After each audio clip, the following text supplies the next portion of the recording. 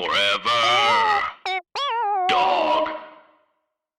When your first choice is a big old bus, You turn around and boom, you end up with us. Sloppy seconds. Oh, diva.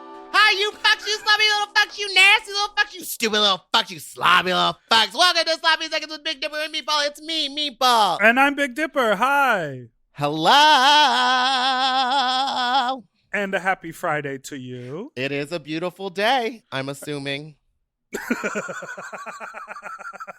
Yes, I hope you're ready for whatever happened to TGIF? Why don't we say that more often? Wasn't that a restaurant with like really good mozzarella sticks? Oh, yeah, TGI Friday. Oh, TGI Fridays. That makes sense. Yeah. I thought they would call it TGIF Fridays. And I'm Did like, you ever have a Bennigan's? Yes. Okay. I lived in Chicago. We had every chain restaurant. Oh, okay. Yeah. Because those Bennigan's. Monte Cristos, ooh, baby, it was like a fried cheese sandwich with some ham. You dip it in jelly. Is a Monte Cristo sandwich French toast? Yes. And then ham and cheese? And then they Yes. also serve it with like raspberry jelly? Yes. That's the a tea. lot. Oh, it's delicious. It's delicious. It's delicious. So I'm very excited because we have a guest on the show today who we have been wanting to do for a while, but we sort of were always postponing her being on the show because we were like, oh no, she's never in LA, blah, blah, blah.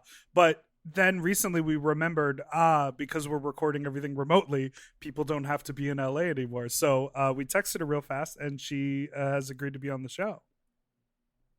So please welcome to the stage. What we're going to do, we have to take a break first, remember? What we're going to do is take a break. And then we're gonna welcome to the stage our special guest, Miss Laila McQueen. Yeah, so we'll be right back after this break. After this break that we're taking.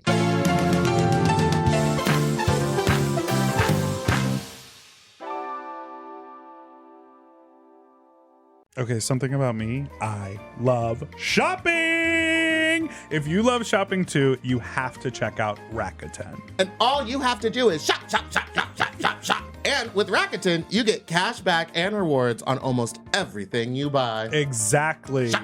Homeware, daily essentials, jeans. We're talking eBay, CVS, and even Levi's. Ooh, so I can buy a vintage couch, tons of paper towels, and grab a new pair of jeans and still get cash back. And that's not all. You can even stack those rewards on top of sales and coupons. But Big Dipper, how does this magic work? Well, I'll tell you. Rakuten is paid by partner stores to send them shoppers, and then Rakuten passes on some of that money to you, the member. Rakuten is so real for that. Plus, Rakuten has 17 million members who are already saving. Don't you want to become one of them? Join for free at Rakuten.com or download the Rakuten app and start saving money now. That's Rakuten.com or download the Rakuten app today. Do you want to improve your sleep? Well, listen up and get a Helix. Whether you sleep on your side, your back, your stomach, Helix makes premium mattresses that are designed to fit your specific sleep style. You know, now that it's spring, why not upgrade your sleep game and get a Helix mattress? And you know what? What? I can guarantee you that they have a mattress for you with over 20 different styles and models for you to sleep on. I love sleep. I can't get enough of it. And I love my Helix mattress.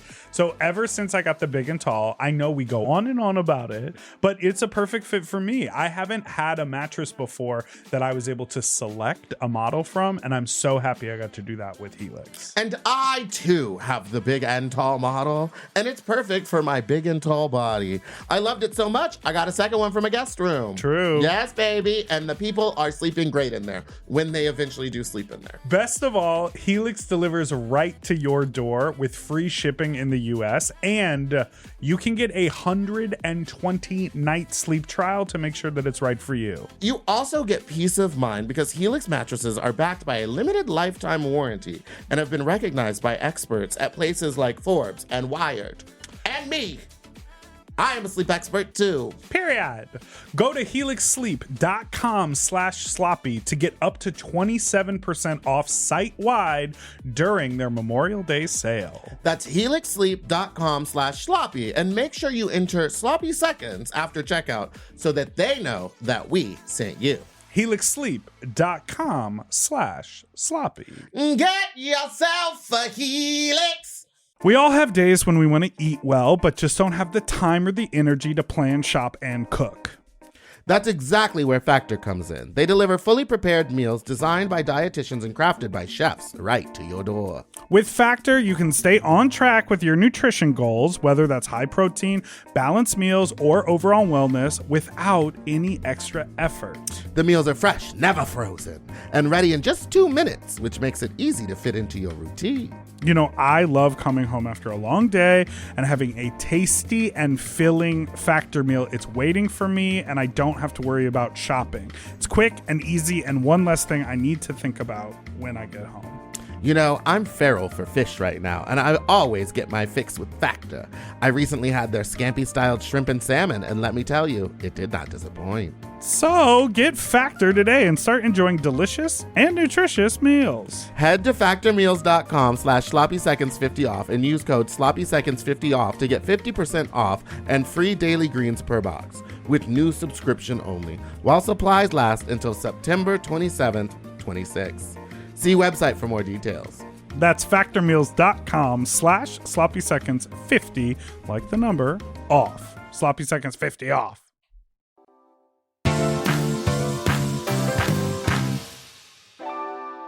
We're back, and we're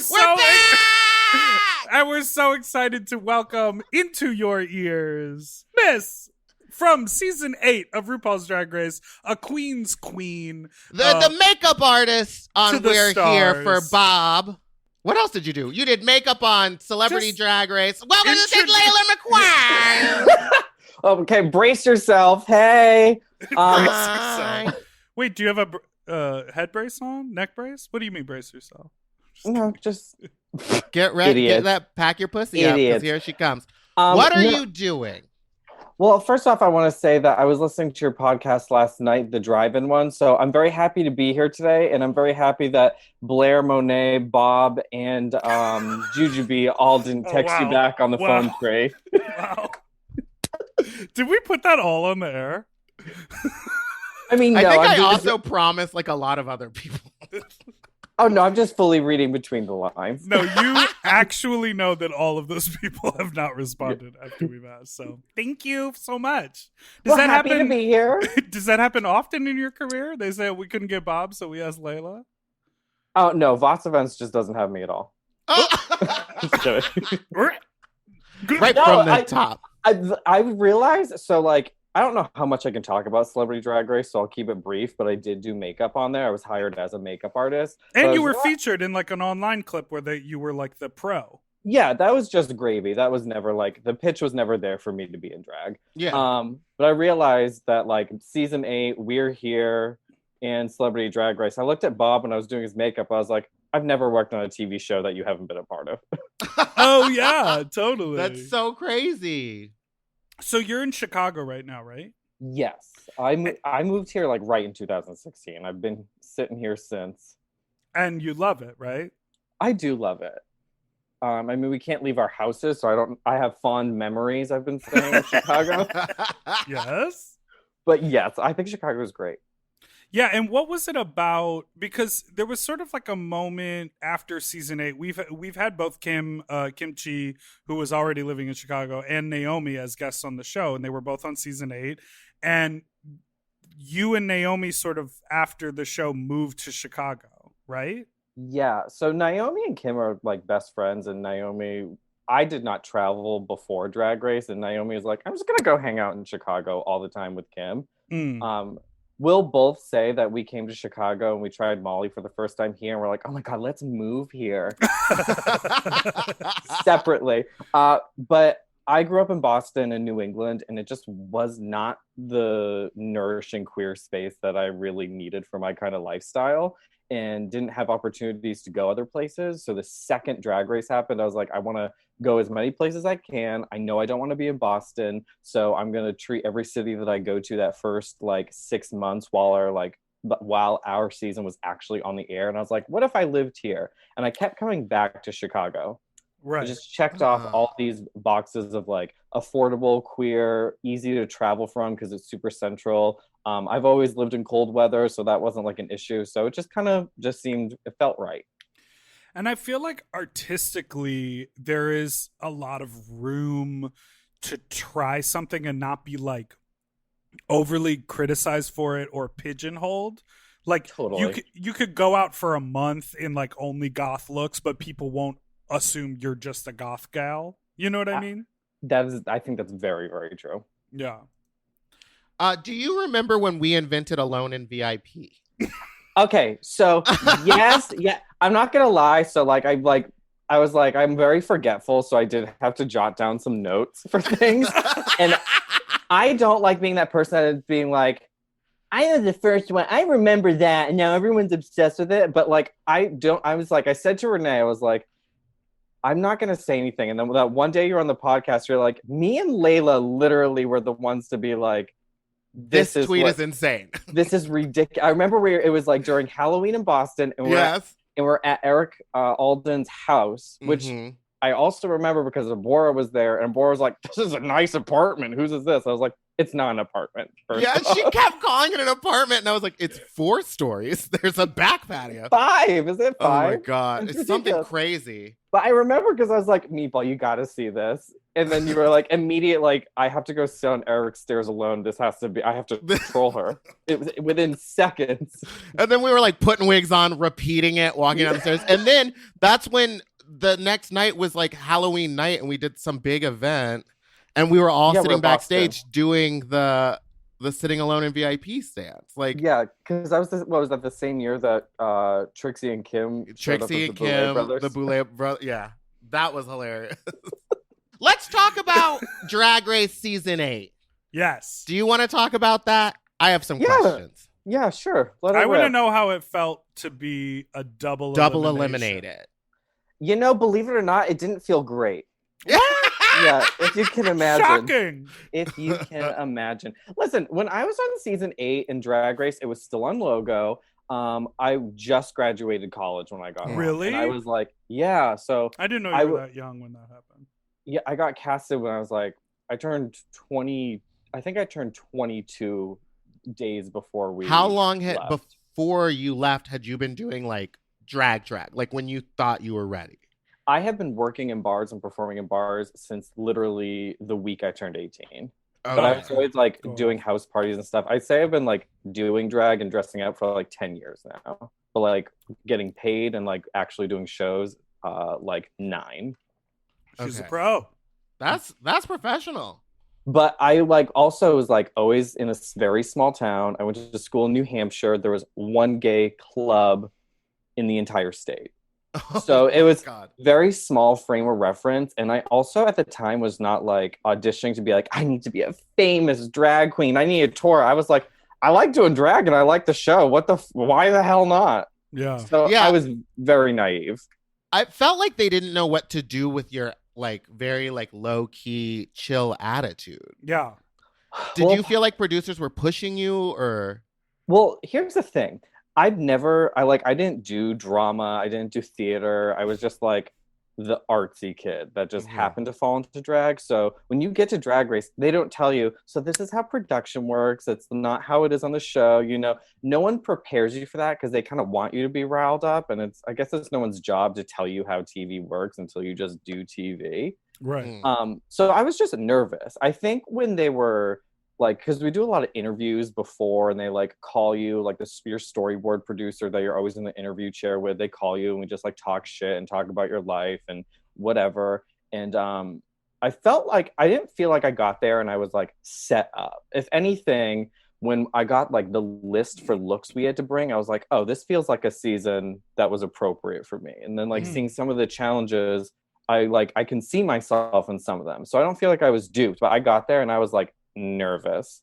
And I'm not the kind of person that's like, I need to be the loudest in the room. I'm more of the like, say something rude about you, like when everyone's quiet, like off to the side, like deadpan dry. And that doesn't always work for TV. So that's why you'll never hear me being like, I was robbed. This was unfair. I was like, oh, damn. Aw, shucks. Double elimination. She's like, whoopsie. I still, like, I can vividly remember the eye roll that you give to Dax. Oh, Well, I mean, she's not my fave. But okay. Is there anyone that you're close to from your season? Bob, I would say. Yeah. I get along with most of our season. I see Bob the most lately because we've been working together. You know, I always used to see Naomi because she lived in Chicago, but right.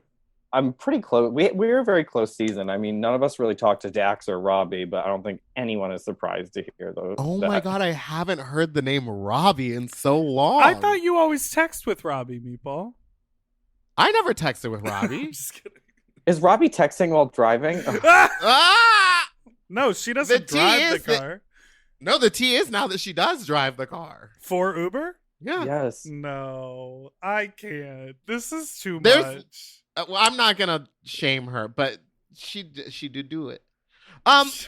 Wait, It's I want not- to know what. I What would were like gonna to say, credit Layla? you with improving Bob's makeup. Her skills doing it herself and this. What was she doing wrong before you came along? I just don't think she understands some certain shapes. Mm. I think geometry is a little off for her. And what is Meatball doing wrong? All of it. All of it. It's just all wrong. What isn't she not doing wrong? You know. Okay, but last time I feel like I worked with Meatball in Chicago. This is why I say she is the queen of things that get fucked up immediately. Because like we're backstage, her corset busted, the zipper ripped, so she had to be taped together. But then Princess was there, and it's when we did Mystery Matinee, and Princess like took off all of her makeup for her first number and put like a white Pennywise face on. It did a Pennywise number, and Meatball comes down. She still has a second number to do, and she's so sweaty. She's like, "Oh my God!" and like takes a rag to damp the sweat off and just puts white all in the middle. Covered in the middle of my face with clown white. So the second number, it's just this whole portion of my face is white. Because when I go to a gig, I don't bring extra makeup. Like I figure I'm just gonna like look like what I look like and sweat through it. So you accidentally picked up Princess's makeup towel that was covered in clown white. Yes, because she had just wiped it all on. And I saw a bar towel and I was like, I don't care whose or what's it is, I'm putting it on my face. It's it's wild in general to think that your first thought is, I see this dirty bar towel in this basement. Let me rub my face on it. Coronavirus! Wait, can I talk about your lip sync? You did something which I vividly remember when I saw it on Drag Race, and I'm curious if you still do it, because I don't know that I've ever seen you live. It's not a dip. It's not a like turn. It's like you jump in the air and then land full force on your kneecap, right? Yeah, so... Are we still doing that? Or did we see a doctor? Still in your repertoire? Fully gonna say that I stole that from Fina Barbital. Oh, really? Oh. Yeah, because she used to be like, I'm too fat to do splits, so I do the splats. And so what you're supposed to do is land on the side of your thigh with your other leg extended, but I'm not physically coordinated at all, so it ends up being on my knee. My knees are fucked because of it, and it's not good, and I wear knee pads when I perform, and no, I do not really do that. I learned how to do a cartwheel so I could avoid doing that. Is it a real cartwheel or a Monique cartwheel? A real cartwheel? Monique forgot left and right when she did that cartwheel. Them legs went... You're saying Bob has trouble with shapes. Monique has trouble with direction. We all have our thing. Yeah, we all have our thing. I want to talk a little bit more about yours. So you say you go to Drag Race, no one really teaches you about production, but now it seems like you obviously are working in production as a makeup artist. Yeah, I mean, when I did Drag Race, I did so bad because I didn't get it. And then I got home and was like so depressed. But then during that year, we had a premiere tour. That was like one of the last years we had like a tour, and we did 5 different cities. I was like, well, I haven't seen the show yet, and I'm not a piece of shit totally. So I'm like, might as well just get people like me now. And I've been really busy ever since, and it's been really great. performing is exhausting. I'm sorry, I tend to babble, but I have enjoyed starting to work like into doing makeup. Yeah. Like, Okay. that's fun. Like I like performing, I like working, and I've done it a lot, but like I'm not physically coordinated, I'm not physically talented. The older I get, the sweatier I get, which no one fucking informs you of when you're growing up.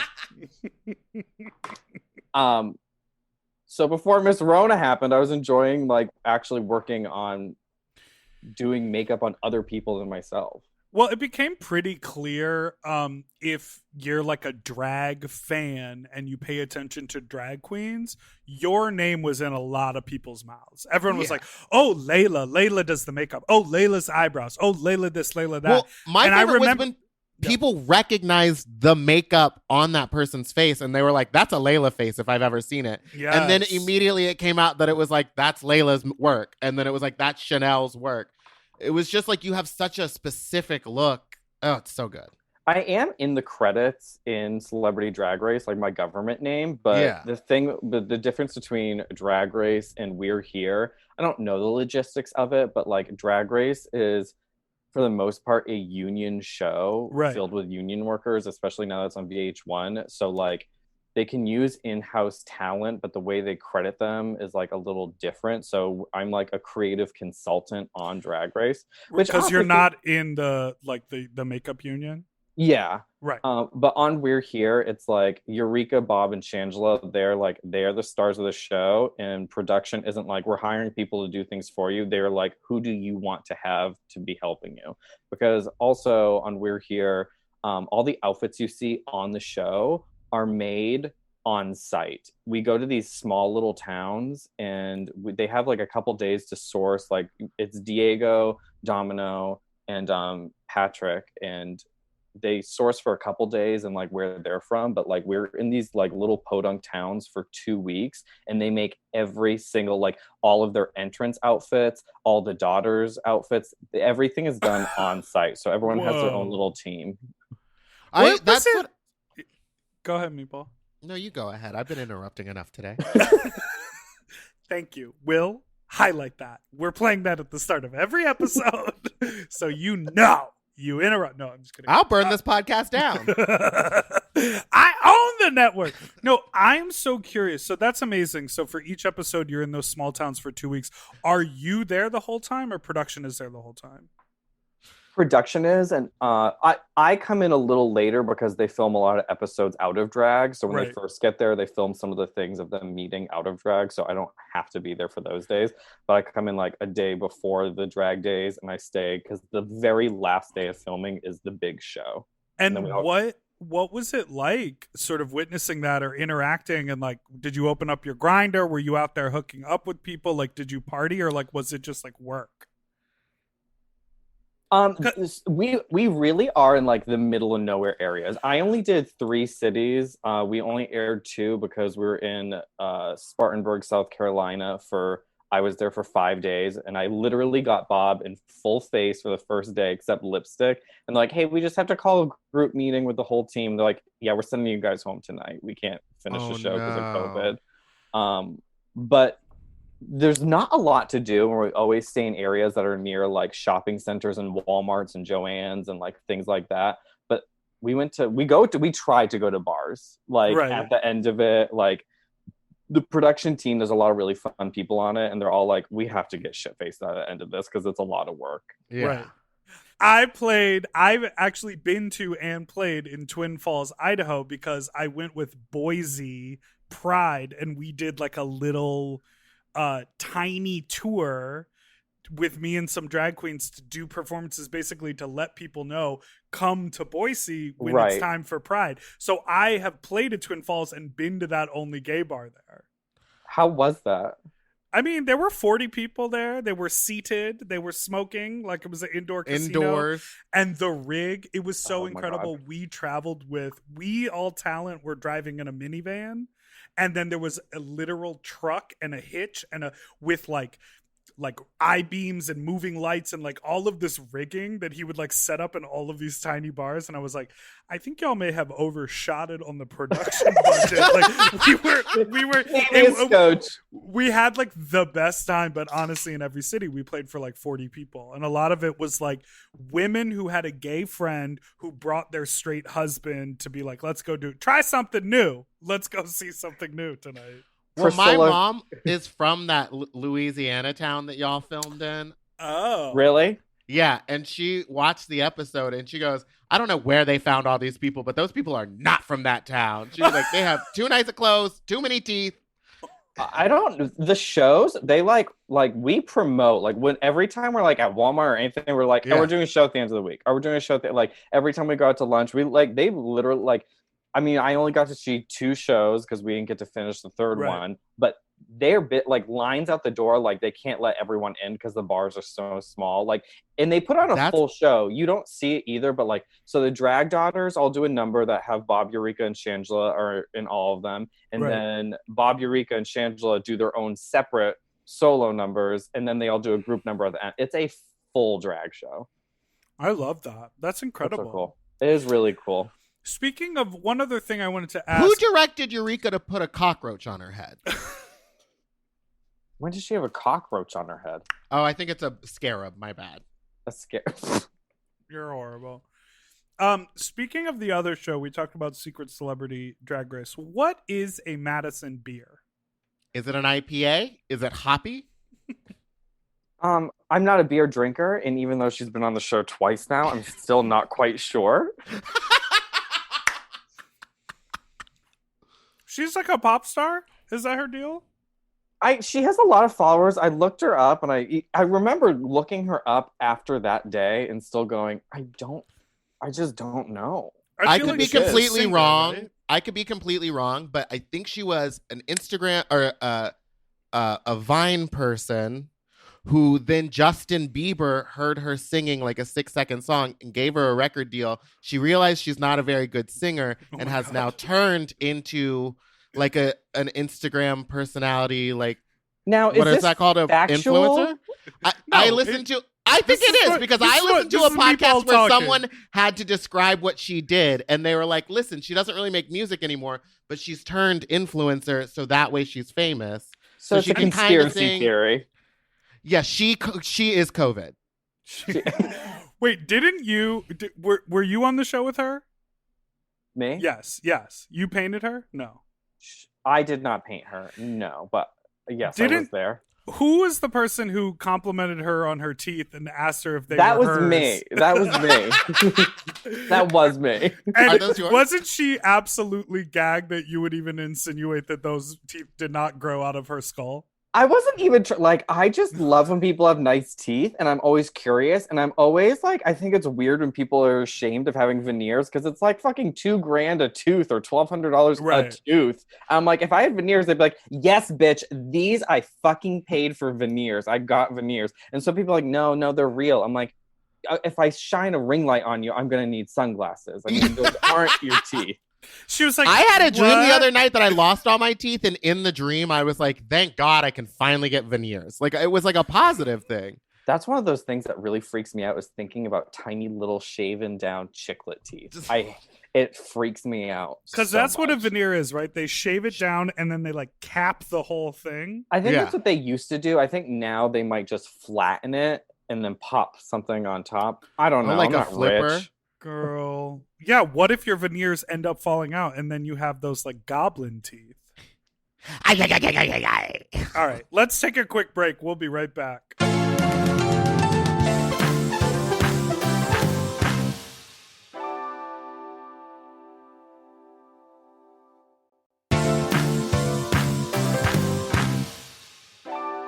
And we're back. I heard you had a Wicked story, Layla. You know, I said that on live and I'm really talking it up. I really don't. I mean, the story is when I was really young and before I was out, me and my like best friend at the time, who was also like very jaded and like we're like too cool for school attitude, like went to New York, and I wasn't like fully embracing my homosexuality. And homosexuality. Like, it was like a trip to New York to Times Square, like with my parents. And my parents like, we drove past one of the marquees, and like my friend made fun of like the Wicked sign or something. I like laughed at. My parents are like, okay, but surprise, we got us all tickets for Wicked tonight. Ah! And we're like, Did you love? we were like, oh my God, you guys are hysterical. They're like, no, really, we're going to a 3-hour showing of Wicked tonight. We're like, okay. And did you live? Did you live? I was not focused in it. Well, how could you not be focused on a story of coming to terms with who you are as a person? I don't know. I just at the time wasn't into musicals. That I just I don't know. And I love witches, so I don't know. That does not speak to how I feel now. I was just like, again, like I said, too cool for school. I love Chicago, obsessed with Chicago. I would have rather gone to Chicago. Maybe it was the riff. You like all that jazz. Maybe you didn't like the ooh ah because it messed with your misophonia. You know what I mean? No, that's false. What an amazing transition. You're welcome. Do you have misophonia? I do. It's so stupid to say that, and I have gotten emails from people that are like, my son has misophonia or my daughter, and they've been so it means so much that you spoke up at this, and like that's really touching. With the same thing, I'm like, it just sounds so foolish to say out loud. What? I mean, so the idea is that music or sounds give you anxiety? No, I just like Okay, I didn't know. I did bad it's research on like that. it's like tiny minuscule sound. My mom has it too. My mom has the same way, so I could fully not have it, but just by association, because my mom was always annoyed with certain things growing up, like my dad chewing ice. I hate listening to people eat corn cereal. If I'm not eating, listening Corn? to other people eat, yeah, like corn on the cob. It's disgusting. Like it's just really involved, and like it's like a crunchy version of like slowly ASMR mac and cheese. Do you I hate hate- ASMR then? I hate it so much. Oh. It makes my skin crawl. Wow. It's like the Triggered. sound of people eating cereal next to me. I can't do it. I make Michael, my boyfriend, go into a different room if he's gonna eat something crunchy. Oh, But I didn't realize that was like a thing. used to hang out in Chicago. So when she would come visit Chicago like a couple years ago, she used to come a lot, and she like isn't vegan, but she's allergic to everything under the sun. Yes. So she has to eat really gross, boring snacks, and she eats those weird like they're like nuts, but they're like rice cakes. They're like so dry, and like we would like go out and come back, and she would take a nap and wake up and be like, I gotta eat a snack and eat those. I would have to go into my bedroom, shut the door, put in headphones, and listen to music, because it was just it sounded like walls were crumbling. It was just so loud and so dry. That is so Oh intense. my god. I guess you could say I'm just like really quirky. It's just like really fun, really quirky. Wait, can you give us, as a professional makeup artist, can you give your honest opinion of Meatball's palette? Is Which it you got for free, don't forget. a trash or a smash? When I did the swatches, and I did the swatches with like a primer, A primer, yeah.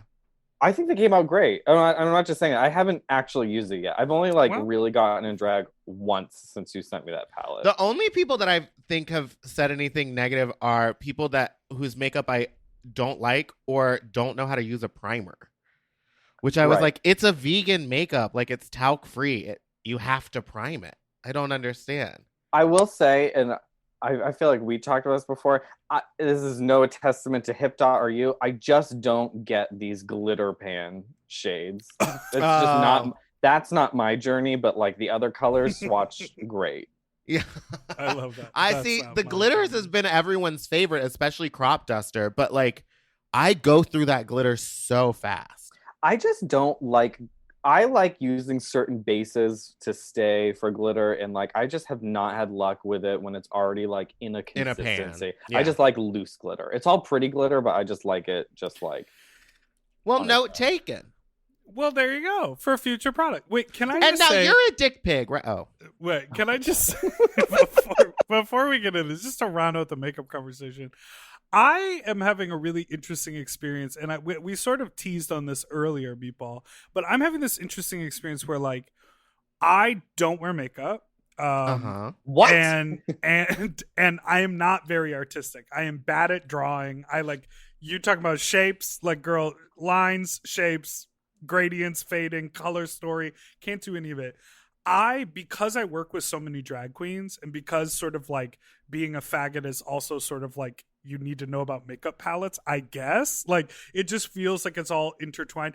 I feel like I really understand. I'm like, oh yeah, this is the process. And you do like like when people talk about like foundation and concealer and contour, I'm like, Here's okay, the thing. like but I think like I would be you could horrible at doing someone's makeup. Yeah, but I I'm feel like you would get why it do all I in order. But I literally watch makeup tutorials just sitting on my computer for fun. Like, why do I look at Nikki tutorials all the time and I don't do makeup? She's incredible. Well, sidebar with do you guys watch Bailey Sarian? Do you like true crime things?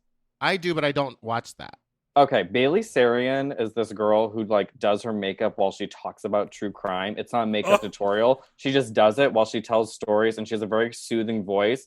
She has like I think over 70 true crime videos every Monday. Really good, highly recommend. It's been my favorite during this. It's like a visual podcast. Yeah, I like that. So no commentary about what I was saying?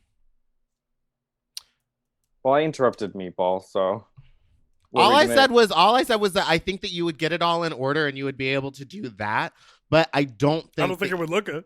I don't think the application, because the problem is like a lot of people can do it in the right order, but it's like learning to do the shapes the right size and the right way. It's all it is just shapes. And once you learn like, oh, this has to be a circle, this has to be a straight line at this angle. It all makes something sense. I never understand is like someone like Trixie or queens who do like a really big eye.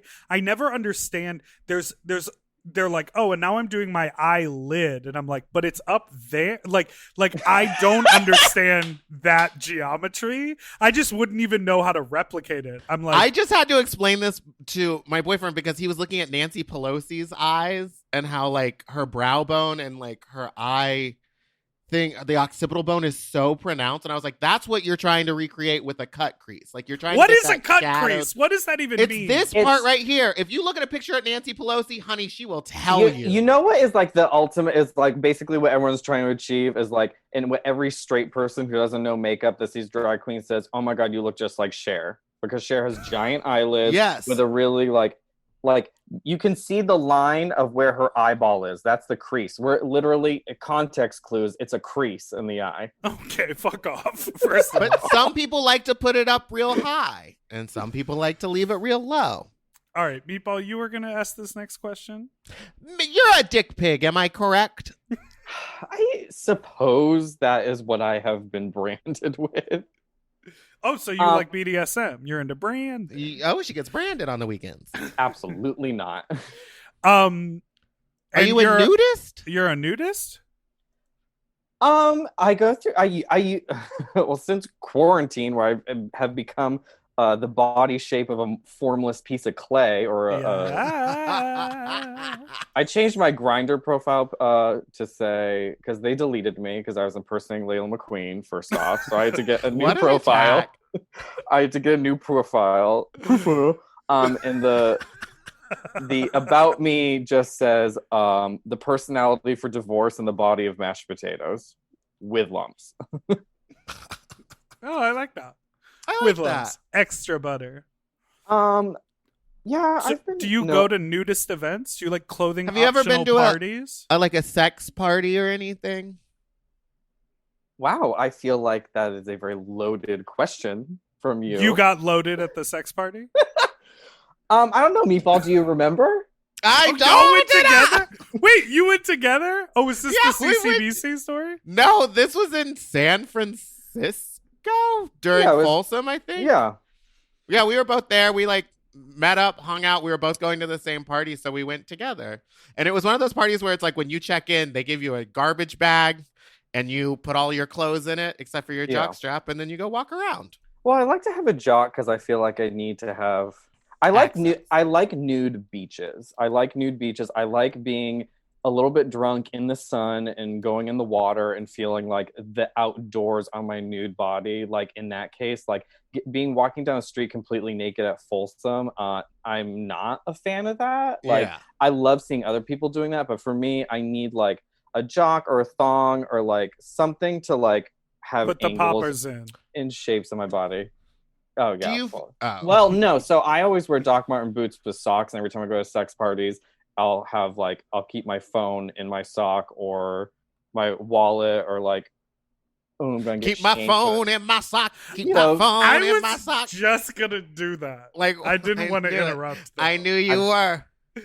I was just gonna say we got you, gal, because you said every time I go to a sex party, so she's a frequent flyer. I mean, if I go to 2, every time I've gone to a sex I'm just party kidding. at those, I am a frequent flyer as well, and I'm like coming to terms with the fact that I just really started to like really get into like my sexual freedom, and now like it's going to be some years until I think until we feel like okay, there's a good enough vaccine out and everyone feels comfortable enough to like have a free for all sort of sex party again. Totally. But didn't you just give someone a blowjob recently? I did. Finally broke my celibacy. You can have during COVID. I mean, you can. People are getting tested. When we showed each other our negative COVID results and our See? negative STD test results. So I made that's gonna be- PJ So show. snaps I for the made kid. someone bring over negative test results before they came into my house the other day. Yes, you should. But also, that test result, the moment you drive away from getting tested, unless all you Out do the is window. lock yourself into the room, You is can out the still window. get it. Yeah. Totally. It's going to be such a new thing because I feel like gay men already still, for some reason, have this weird shame about getting tested for normal STDs. So to throw like a pandemic on it, I'm like, oh my God, this is either going to get y'all fags together or you're totally just going to lose it. Like, there's it's no option gray B, area. lose it. Wait, so speaking of hooking up, do you find a difference? First of all, did you ever like hook up or sort of flirt with guys when you're in drag? Like before Drag Race? Yeah, or Anytime. whenever. Anytime I you've been guess- a lady. I have not had sex in drag. I have I have not had sex in drag to be like, oh, I'm stunning. I'm trying to pull this trade, sweetie. Mhm. Oh, I'm sorry. I'm wearing bangs tonight. It's just, in the dark. Like, I've never done one of those. But, like, I've definitely been in situations, like, on the road where, like I was in this one place and, like, one of the go-go boys was trying to be, like, all macho. And I was like, well, I'm a dude, too. So, I mean, like, chill out. And he was like, yeah, sure. Like, talking about his dick. And then so he asked to see a picture of mine. And I showed him. He goes, what hotel room are you in? And he came over and it was fun. It was great. But he was like, my roommate's in the car because he's also the other dancer. So we have to go. So like we boned, but I just didn't take my face off. I was like naked except for the face. But I don't think that counts. He looked in the mirror and he was like, don't look at me. Caught you in the mirror across the room. Yeah, most people, when they have sex with me, like, sometimes people are like, oh, you could just wear a paper bag. They prefer I wear plastic. Because they're hoping for suffocation. Do you ever get like, what's RuPaul like? Or like questions like that? Yeah, I mean, more so the annoying question. And like, I've been going live this week because I'm so unmotivated to do real technical projects, but still so bored because I don't see anyone. So I've been going live to be like, let's talk shit. But everyone's annoying because all they're like is like, are you on All Stars? Would you do All Stars? Should you do All Stars? Oh my God, who's on All Stars? Is Ivy Winters on All Stars? Are you going to do it? And I'm like, relax. I need everyone to chill out. You've never heard of NDAs. I want to go. I don't get to decide when I go. When it happens, it happens. It'd be happy for me then. But also on the same note, are you only interested in my drag and what I'm selling if it pertains to RuPaul's Drag Race? Like, haven't I made a big enough stink and name and done enough things to prove that like everything I did on the show is basically not who I am at all now? So right. That's the big one lately. So are you going on All Stars? Well, so wait, no. Is Ivy Winters on All Stars? That's exactly what Meatball did to Peppermint last week. She was like, I'm just so over people asking me about All Stars. I appreciate their support, but it's like gets to like there's certain like when it's in such abundance, I'm like, okay, you guys. I mean, like let's scale back from the show a little bit. I would absolutely go though, and I always say that. I'm like, I would go. I'd do it in a heartbeat. I would love to. When the time happens, it happens. Do you ever feel a little like annoyed that people still ask you about Drag Race when you've done so many other things? Like working on these other shows and like being a part of an HBO show, I feel like it's such a huge accomplishment. I don't know. Totally. It depends in which the context and like how old the people are and like how they ask. Because some people are just focused on the show, so I try not to be like mad at every single time. But like certain questions when people ask me like about like a specific moment that happened in the show, or like, oh my god, do you and Thorgy have sex because she said that like you were cute in her confessional? I'm like, no, that's just not real life. Oh my god. Yeah, I mean that's the tricky thing about like a fan base that is based on a captured moment versus Right. like an artist over time, And is it's that they only know you and only choose to know you yes. from 2 episodes of or 3 episodes of television rather than, you know, it is learning wild. about And it. that is like why I would want to go back to be like, hey, just for all you people, the girls in the back who aren't paying attention, like that Right. is not who I am. Yeah. And more for me than for anyone else. But it is weird that people get so focused on a current state of time that you are in for just like a very, very small period. And they're like forever like, oh, you must not do anything outside of that. Right. So we've sort of been we've talked about sex a little bit so far, but now we have this moment that we like to do at the end of all of our shows called Fuck Talk. Fuck talk! So we La. heard, yeah. Thank you. So we heard that you fucked the Go-Go Boy in face. Do you have any like sort of outstanding wild go-to sex story that you like to tell? I definitely have some interesting ones from back in the day. I have become quite, even like a little bit before quarantine, like I feel like this like dick pig brand is like not an accurate portrayal at all. I disagree, but sure. I disagree because you do just wear a jockstrap and a blazer at DragCon. Yeah, but like I'm not getting fucked at DragCon, you know? I don't Yeah. know your life. Well, there are too many kids around. Is there any Remember that guy who like made an OnlyFans and it was just like him fucking people in the bathrooms at DragCon? Oh No, my I do not, and I'm God. not happy that you didn't share that information with me until now. I thought we were friends. Okay. Yes. I do have this one story that I Tell think is it. funny. It's okay. So it's a middle school story that doesn't involve me. It's more so one of my classmates, but I still think it's really funny. Okay. I'll be quick. Okay. So this girl, I want to hear about you, but okay, no, tell it. it was in 7th grade, and I was in like a homeroom that was like science class. So instead of desk, it was like you shared a table. Mm-hmm. And we always had to have before or after lunch, we had like a sustained silent reading period. And this girl- SSR. yes. And this What? girl, yeah. Oh, you went to school in Texas. They don't practice literacy. We don't got there. books. Yeah, exactly. I do not have a great education, so don't get it twisted though. And the girl next to me, she was like really short and like skinny, and she was like really book smart, and she wasn't like popular, but she was more like smart and played sports, so she kind of was popular. She always wore yoga pants, and she basically looked like a skinny cousin It. Her hair was like the same color and like parted down the middle and really, really long. And she would cross her legs she would cross her legs every silent reading period. She would stick a pencil behind her knee and like move her leg. Let me show you. not let me show you on Okay. the podcast. She would Dipper, like tell us what we're seeing. Okay, right leg over left leg she would and cross then- her leg, and all I have is an Apple TV remote, but she would put a pencil like in the right crook of her right leg on top. like behind her knee, Uh-huh. and she would have her head down and just be going like this. Okay, pumping the right leg up and down over and over. So would that be shoving the end of the pencil into her vagina? Yeah, she wasn't Eraser end, I hope. Oh, So it wasn't subtle, and she would like be shaking the table and be like panting. Like it wasn't something that was like a secret. And I would have to read my books like up. Like I couldn't be on the table because they're shaking. Because she's just jerking off.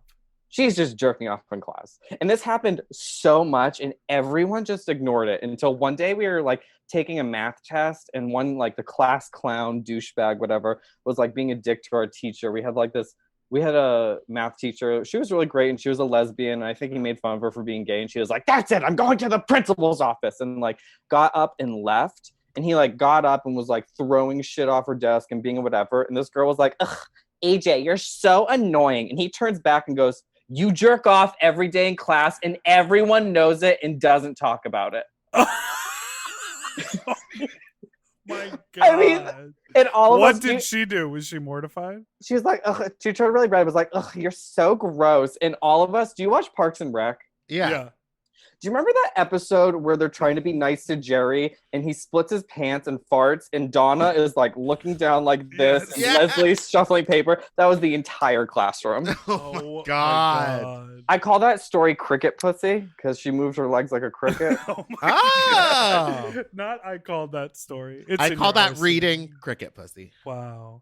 Meatball, well, I'm very, I don't know. I have mixed emotions about it. But like we just said before, I finally broke my celibacy. Mm-hmm. And I felt really proud of myself because I of course, we had a conversation about exposure and we showed each other negative test results, etc. Do you have a picture of this man? I don't, in fact. And I met him many, many, many months ago on Craigslist.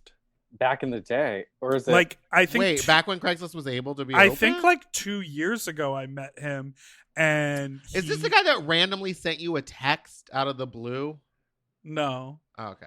I mean, he recently did when he was like, "What have you been up to?" And I'm like, "Literally abstinence. How about you?" And he was like, "Come drain these balls." But let me say, I sucked his dick. And he came 3 times in a row without getting soft in between. That's impressive. It is very impressive. And I was so proud of myself. And I got lockjaw almost immediately. Like I was so out of practice. I was sore in my abs the next day, like on the side abdominal muscles. Like I worked so hard. But then when we were done, he literally was like, "Well, I guess I'm glad I took that Viagra." And I was like, "Motherfucker." Like I was so proud of myself. And he was like, "I'm still hard." And I was like, "Yeah." And he was like, "I'm glad I took that Viagra." I think you mean I'm glad I took that Blue Chew. Yeah, exactly. I mean, does that make you come more though? I don't think so. Doesn't it just make them stay hard? Yeah, he was just still hard. So allegedly. I think that's still impressive then to come 3 times. Staying hard, sure. I do have one question. In your Craigslist profile, in the description, do you list rotund stature?